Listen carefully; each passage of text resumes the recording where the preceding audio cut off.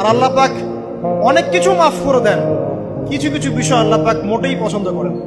তার মধ্যে একটা হচ্ছে অহংকার, তার মধ্যে একটা হচ্ছে শিরক, তার মধ্যে একটা হচ্ছে অন্যের হক নষ্ট করা, তার মধ্যে একটা হচ্ছে আদম সন্তানকে হত্যা করা, তার মধ্যে একটা হচ্ছে বৃদ্ধ বয়সে ব্যভিচার করা, তার মধ্যে একটা হচ্ছে মুরতাদ হয়ে যাওয়া। ওই যে খ্রিস্টান হয়ে যাচ্ছেন না, খালি মরেন তারপর বুঝবেন, খালি মালাকুল মউত আসুক তারপর বুঝবেন।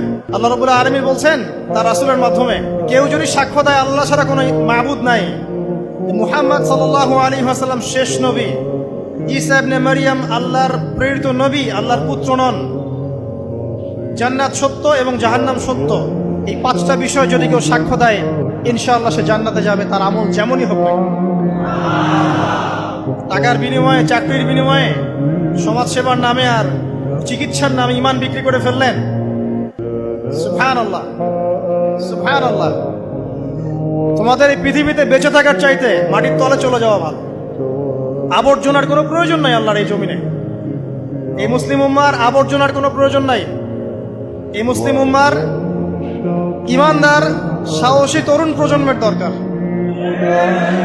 আল্লাহ পাক কবুল করুন, আমিন।